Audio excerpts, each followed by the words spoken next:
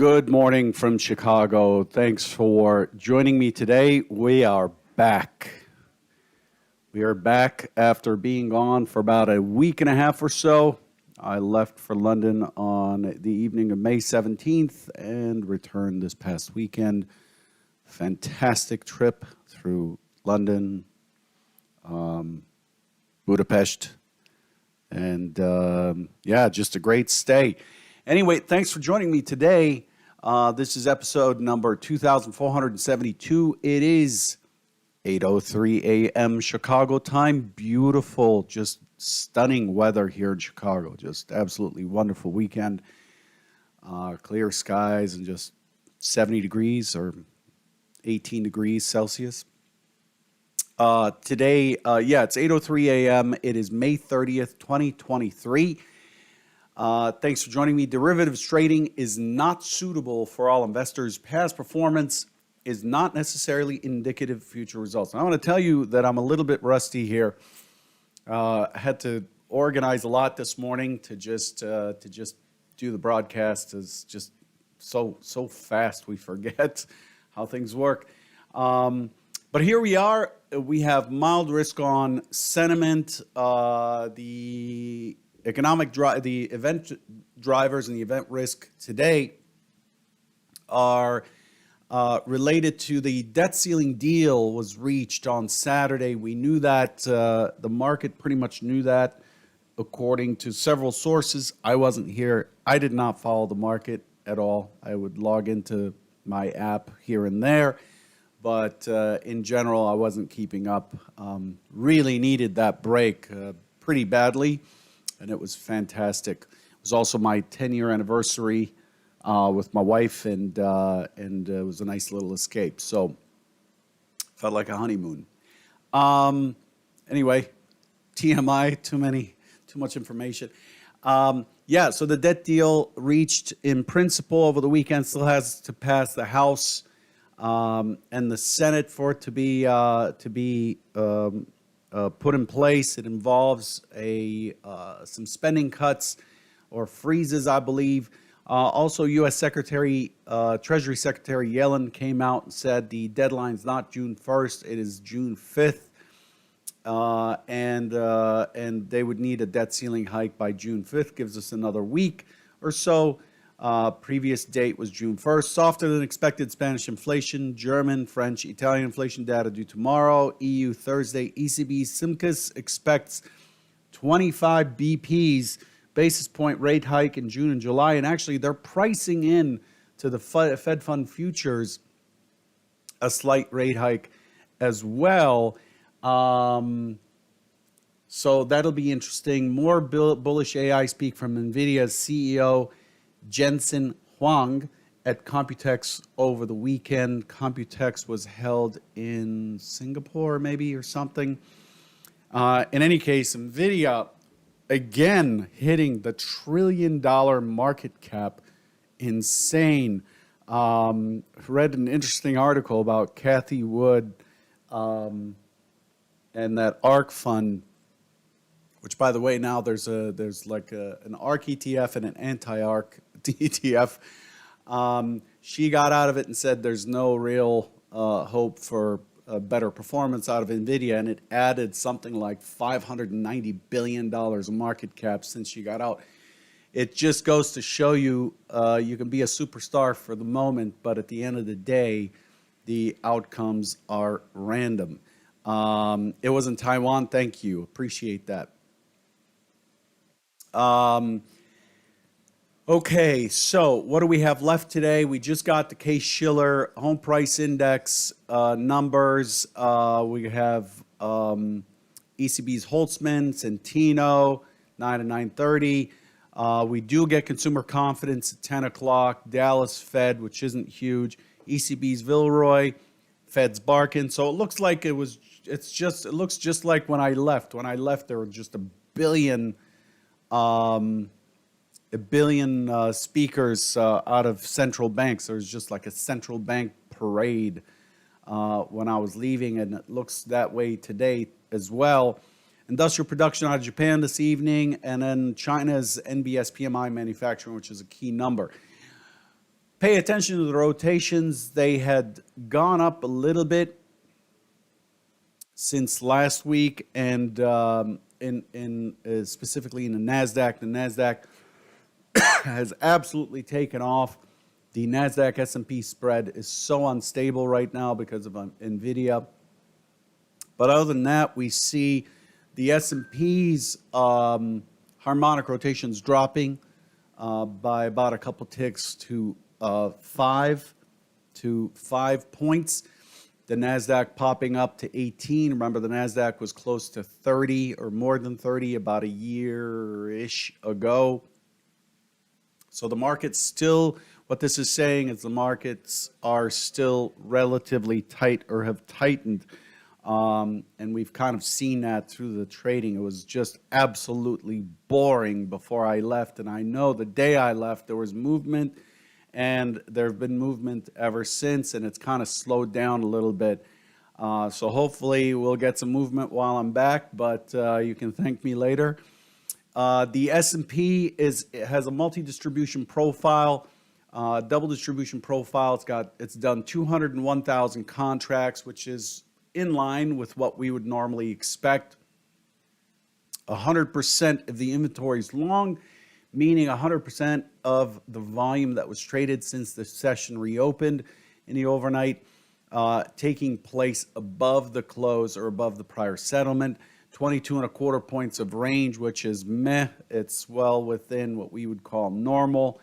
And the point of control is at 42.3750, which puts it above 4,200, which puts it above the 42.06, and even above the 42.20 area, which was the target before I left. So it's very interesting what has transpired here. I'm going to jump right into this chart. This chart, I did not update these bands. These zones that you see here, right there, the support zones, the resistance zones that I put in, you can see how they kind of continue to play out. I left right here. I left on this day right here. And you can see the market took out a portion of the band at 4170. Remember, we're looking for a 4170 to 75 target before I left. And beyond there, we're looking for about an 86, 85, 86. And you can see how it played with these bands. It just got really murky and more volatile. So we see it stepping over these bands, making this new high back to 42.20, which was the key target up above. Discussed 42.20 quite a bit. I also discussed before I left, looking at my notes, discussed quite a bit the fact that the Nasdaq has really pushed and the S&P is lagging, and the expectation while we were in this mess here, the expectation was that we would take out the high, we would push through the 42.0406, and we'd push to 42.20 minimum. And it has done so, and it has basically held 42.25 as the high from 2 weeks ago, and last week's high is 42.21, and this morning we're above there. So really bullish action here. As discussed before I left, the shorts really are going to get it in the teeth, and they have. Although they had a pretty decent run here back to our old support zone down in the 41.10, 41.14 area before this rally. This is all very much, when I look at this chart, it is very much just noise. Lots of news-driven noise, nonsense. We did manage to come back to the 41.35 MC point of control in this area, and we've launched from there. So what does this mean? This means that what I'm taking away from this is that we have established a really good base beneath us.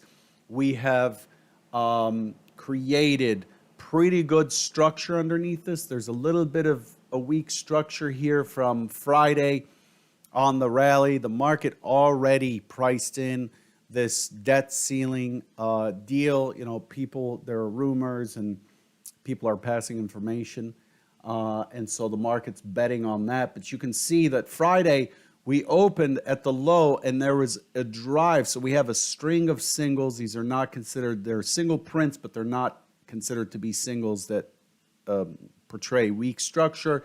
These do.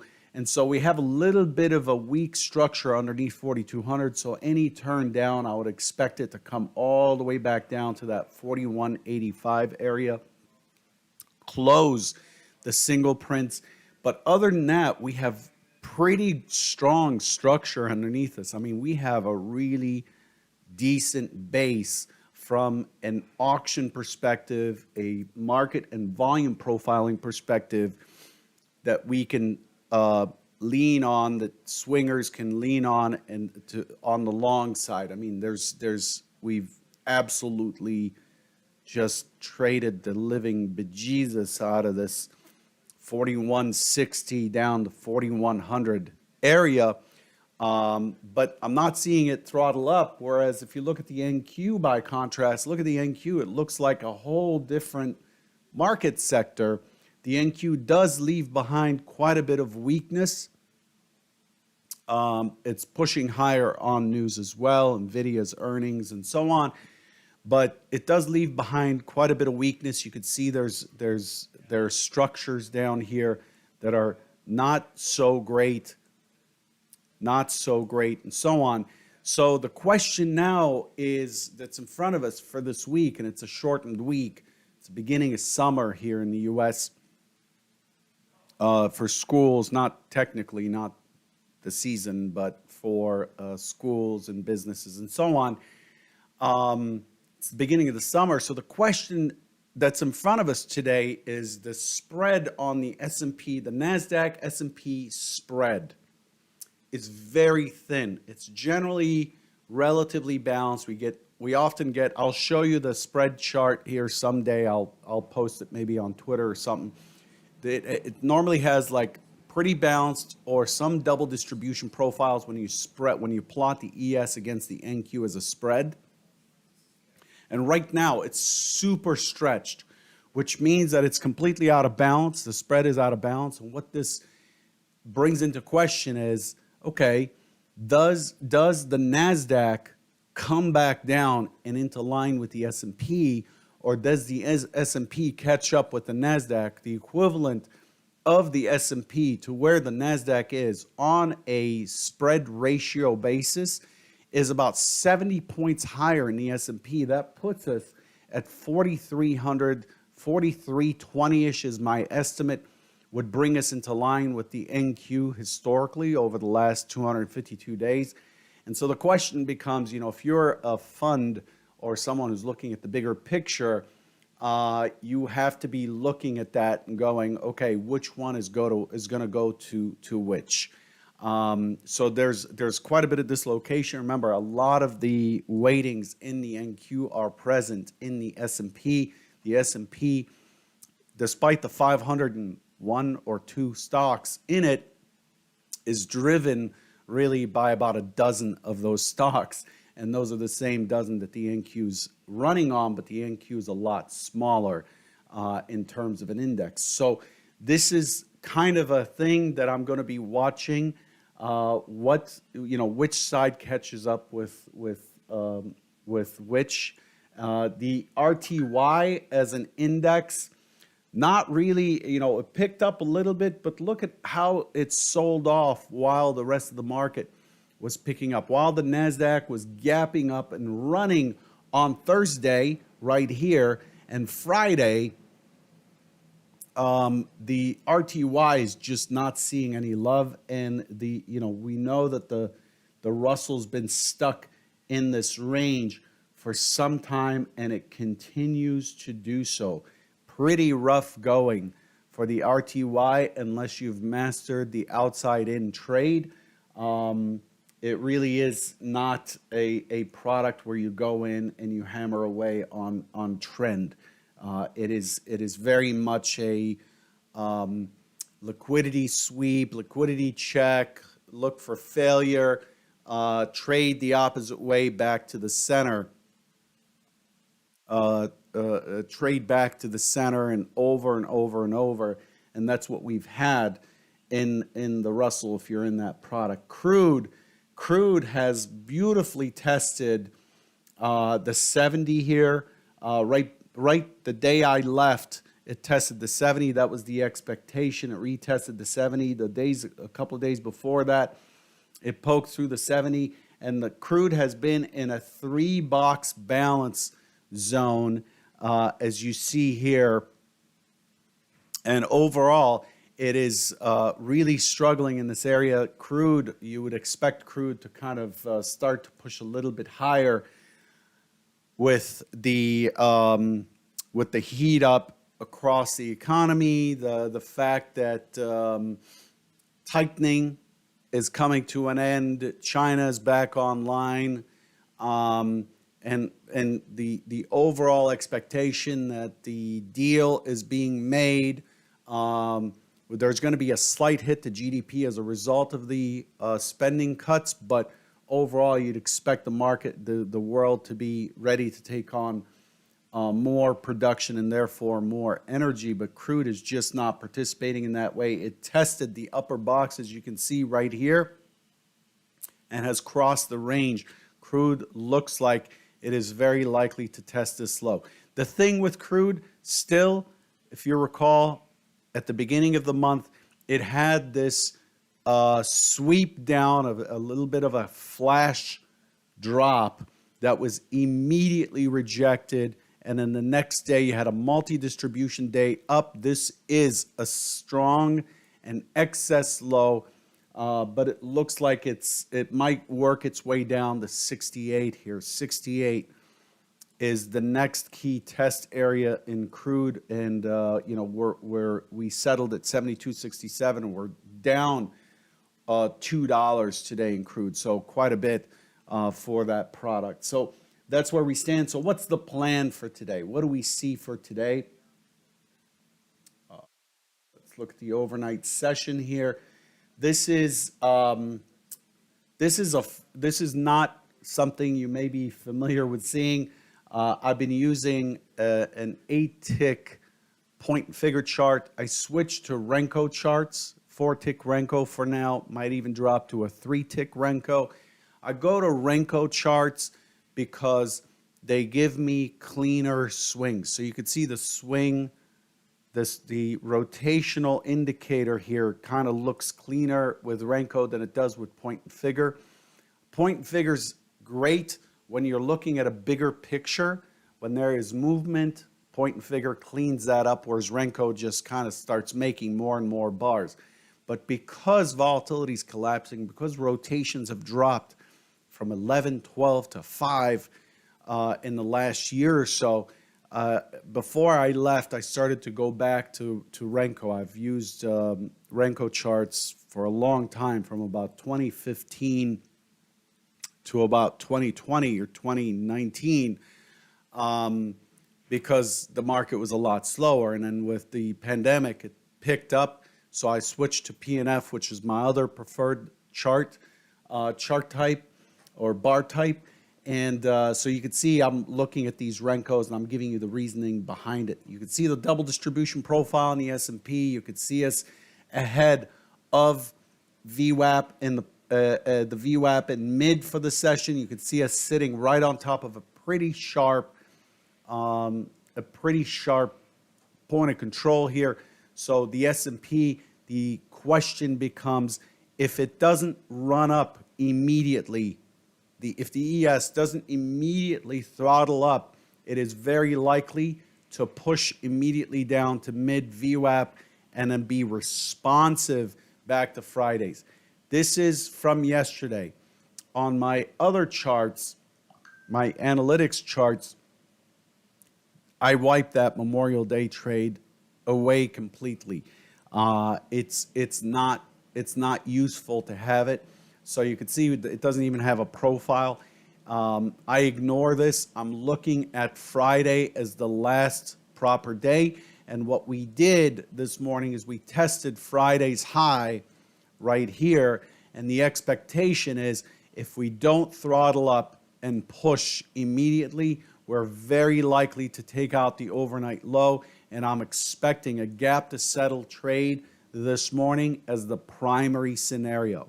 So I'm looking for the market to absorb the news, buy the news, sell the fact type of stuff. I'm expecting the market to absorb the news and for the auction to recalibrate to Friday, and I'm expecting us to come back into Fridays. So I'm looking for a gap to settle setup this morning as the key setup, and then if it doesn't hold the point, the gap to settle, then it is likely to test the entire range. So I'm expecting it all the way down to 4,200 potentially this morning, right here, the century figure. So if it's not able to hold at 42.13, the settlement price, the closing price, then it's very likely to push through to 4,200, and that's the side I'm going to lean on. So my job this morning is not to invent a trade, but to wait and see if buyers really are active and getting prices for their effort, or if their effort isn't going anywhere, then I'm going to trade against those buyers and look to the short side. If buyers come in and they quite easily go through the overnight high and they're quite easily lifting and moving price higher, getting good gains, then that plan is no good. Then all I'm doing in that case is just following the price map and looking to the mid-century figure as the next test area and battle zone. Lots of noise up here, and then beyond there is 4270, which is well within range of the daily stats. So that becomes the key target up there. So if again, in the first 20 minutes or so, if the buyers don't throttle up and push us through the overnight high, then I'm looking to the short side more aggressively today, and that's the key plan for today. Okay? Glad to be back. The rest of the week, there's a lot going on. We have Wednesday, we've got Japan's consumer confidence, inflation rate out of France, Germany, GDP growth out of Canada, JOLTS job openings, which is an important number for the Fed on Wednesday, and then the Keikshin manufacturing PMI out of China, key number for China on Wednesday night, my time. Thursday, we have inflation rate out of the Eurozone, unemployment, ISM manufacturing, really important number for the Fed on Thursday. And then Friday, we have non-farm payrolls for May because it's the first Friday of June. So there's a lot that the market could price in ahead of us, and not to mention the fact that this debt ceiling is still looming because the Senate and the House and the Senate need to pass it for it to become law. Biden has to sign it for it to become law. But there may be drama while that happens that the market will price in. But it's most likely going to pass. Good luck, and hopefully you found that useful. One more thing. Tomorrow, I'm doing a show with Jared Tendler and Anthony Crudelli, Futures Radio Show. This is a really great topic, what it really means to be an expert trader. Like, most everybody should come in and listen to this. The show starts on Wednesday at 12 p.m. Eastern. There is a giveaway that ends at 11 a.m. The giveaway is 12 months of CME full depth data paid by EdgeClear. You can get more information, sign up for the giveaway, and also attend at edgeclear.com/deli. Edgeclear.com/deli. This is also pinned on the live chat. So I'll catch you there tomorrow. We'll have a Trader Bite tomorrow morning. I'll remind you again. Good luck. Take care.